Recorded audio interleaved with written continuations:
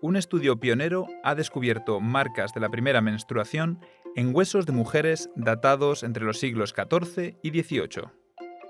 Investigadoras del Laboratorio de la Evolución Humana de la Universidad de Burgos han identificado un nuevo marcador en el fémur humano que indica si una mujer ha pasado la menarquia o primera regla.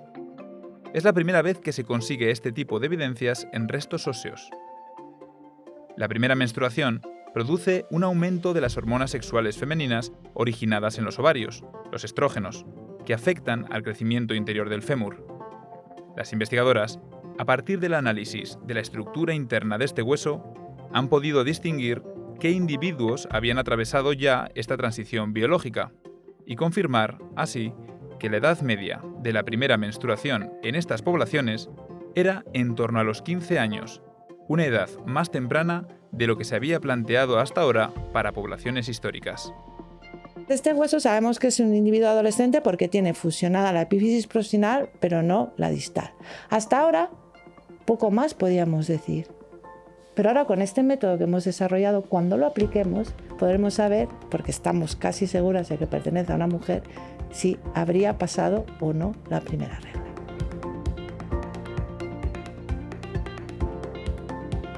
Soy Rebeca García González, soy profesora de paleontología en la Universidad de Burgos y llevo ya unos cuantos años en investigación, investigando temas relacionados como este que vamos a hablar ahora mismo.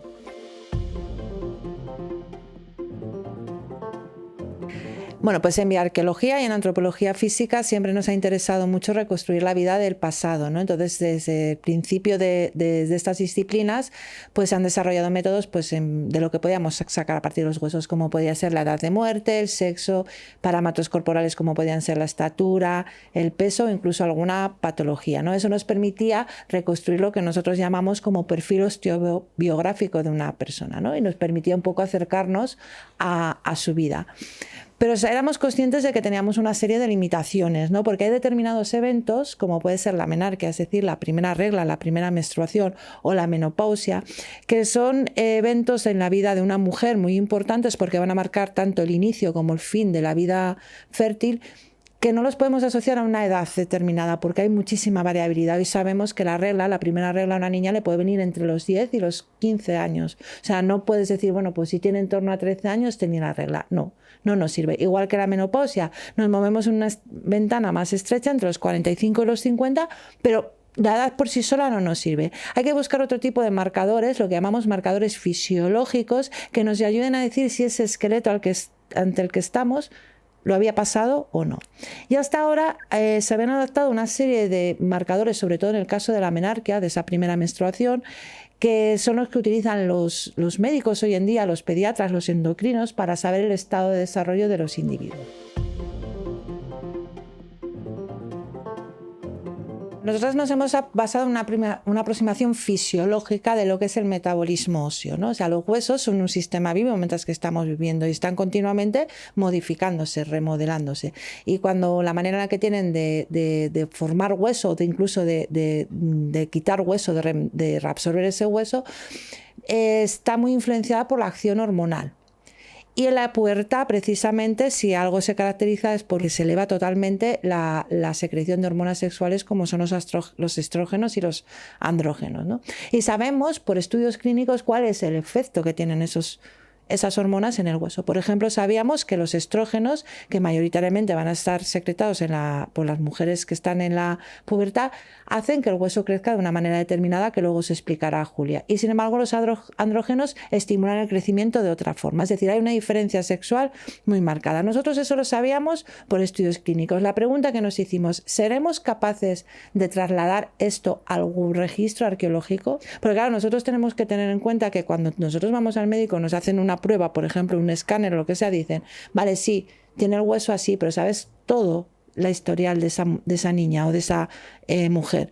Nosotros, sin embargo, tenemos un esqueleto en el que tenemos muchísimas estimaciones y tenemos que ver si somos capaces de, a lo largo de toda esa población, poder identificar eso. Y es lo que hemos hecho. O sea, hemos trasladado lo que sabíamos de resultados clínicos, lo hemos trasladado al registro arqueológico. Hemos dicho, sí, se puede reconocer y sí, lo podemos detectar y sí, sirve.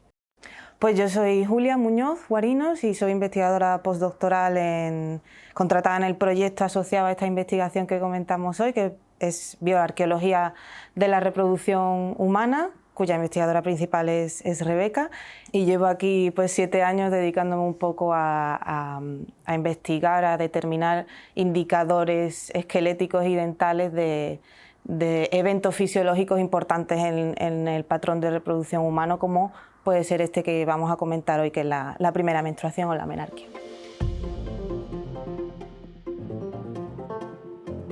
Lo que hemos hecho es tomografía axial computarizada aquí en el Parque Científico Tecnológico de la Universidad de Burgos, y lo que hacemos con ello es poder examinar el hueso desde dentro sin tener que romperlo, es decir, es un método no destructivo, y lo que hacemos es pues como muchas radiografías desde arriba hasta abajo de todo el hueso para poder ver el interior sin destruirlo. ¿Por qué nos interesa ver el interior del hueso? Porque a partir de los patrones de deposición y reabsorción ósea es como hemos determinado ese evento de contracción medular que nosotras hemos asociado a la menarquia, porque hasta la pubertad normalmente el hueso se deposita por fuera. Aquí, por ejemplo, este hueso está roto, pero normalmente hasta la pubertad el hueso se deposita por esta capa de fuera, mientras que cuando llega la adolescencia se empieza a depositar más hueso en la capa de dentro. Y ese hueso además se deposita más en niñas que en niños, justo asociado a ese aumento de estrógeno relacionado con la primera menstruación. Esto es lo que hemos analizado, la contracción medular. La verdad es que es bastante fácil de encontrar, teniendo en cuenta que necesitas una población entera, porque claro, si lo que estás intentando encontrar es un estado adulto, necesitas tener esas adultas, y nosotras tenemos esas adultas. Tenemos la suerte de que tenemos 2 poblaciones que tenemos muy bien caracterizadas, porque otro factor que es importante para ver si una niña ha pasado o no la menarquia es el sexo. Y el sexo en estas colecciones los tenemos muy bien controlados.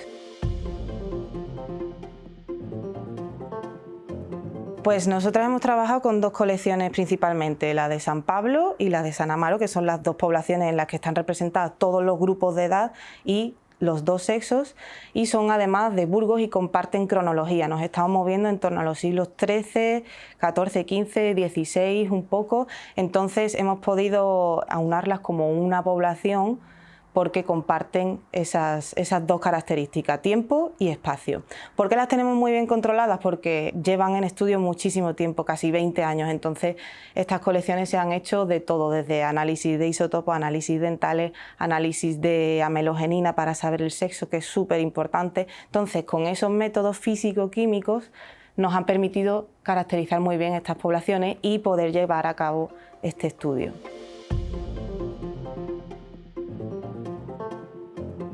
Pues para empezar hemos buscado en 2 localizaciones femorales distintas. Una es el cuello femoral y otra es la media diáfisis. Y bueno, esta es una niña posmenárquica, ¿vale? Es de las que hemos identificado como que ya han pasado la primera menstruación, pero esa primera menstruación y el fenómeno de la contracción medular que estamos hablando antes solo lo hemos identificado en una de las 2 zonas que hemos analizado, que es esta, que es la media diáfisis. ¿Por qué? Pues porque el cuello femoral es mucho más mecánicamente demandante.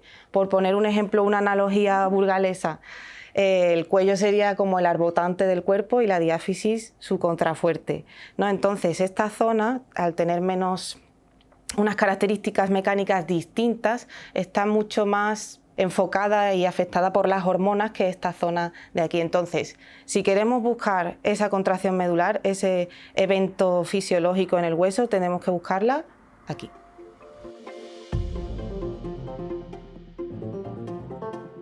En el contexto arqueológico es un cambio bastante sustancial, porque hasta ahora pensábamos que la primera menstruación tenía lugar en torno a los 16, 17, 18 años, lo cual es bastante más tarde de lo que tiene lugar hoy en día, que es en torno a los 12, 13 como media.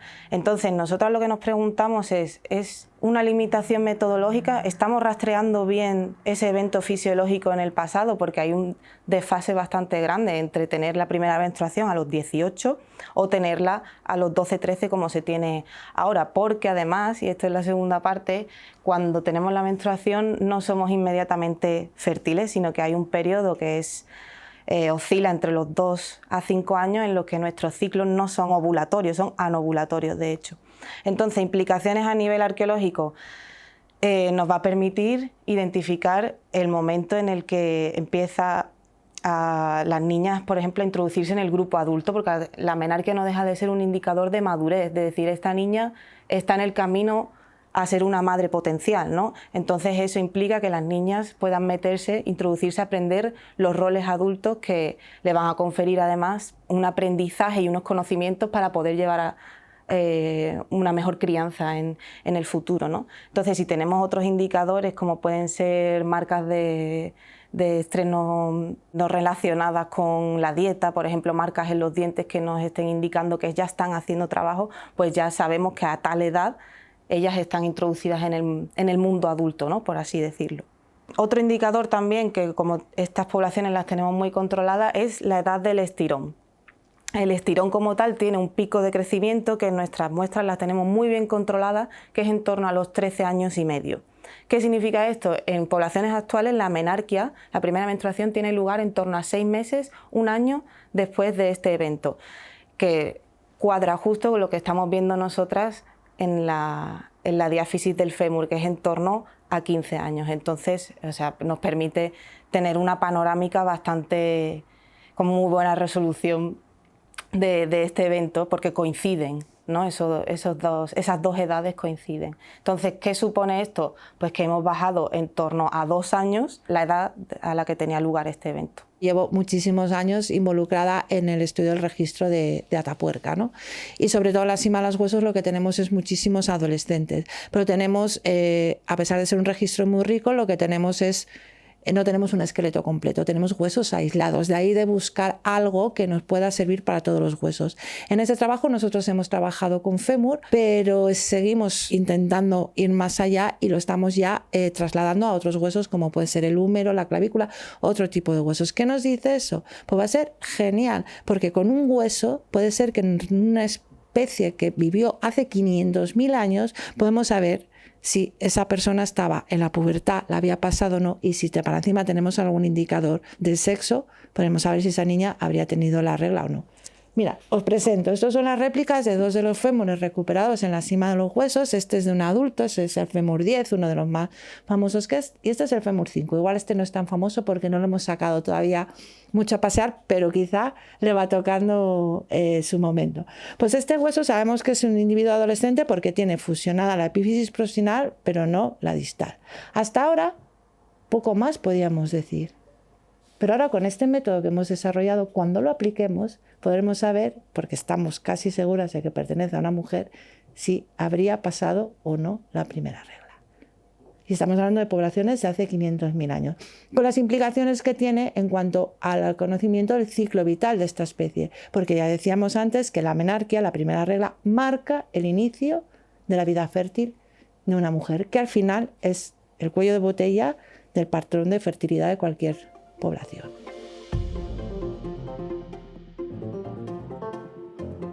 Nada, nosotros cuando trabajamos con poblaciones de Homo sapiens recientes ya teníamos problemas en la inferencia de algunos aspectos. Cuando más pasar una especie que no es la misma que nosotros, donde no sabemos si crece igual, si los patrones para establecer edad pueden aplicarse o no. O sea, tenemos una serie de problemas que eran hasta ahora irresolubles.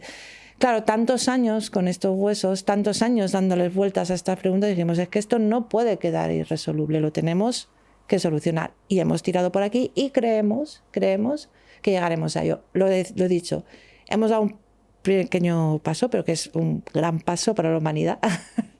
Ahora tenemos que seguir con huesos y luego ya viene el paso más difícil, que es trasladarlo. Sí que es verdad que tenemos que ver cómo se traslada al registro fósil, pero creemos que poco a poco lo conseguiremos, porque ahora mismo no sabemos nada.